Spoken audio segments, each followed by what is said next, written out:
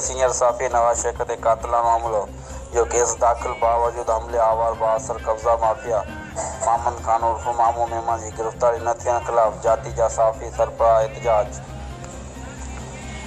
साफ़ी trust forum के अगवान ज़ाहिद इसाक सुमरो मोहसन तईम की अगवानी में एहतजाजी मुजाहरो कर सख्त नारेबाज़ी कई वई।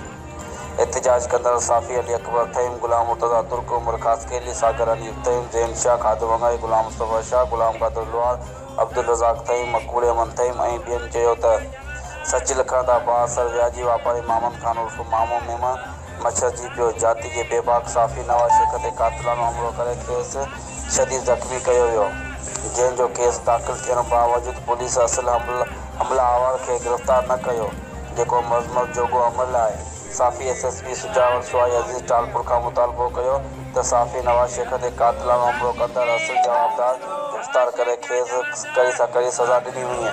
ॿिए सूरत में साफ़ी लॉकडाउन जो अदद उड़ांदे एहतजाज जी तहरीक शुरू कंदे रोडनि ते निकिरी ईंदा। रबी हुसैन शाह, ब्यूरो चीफ, सुजावर।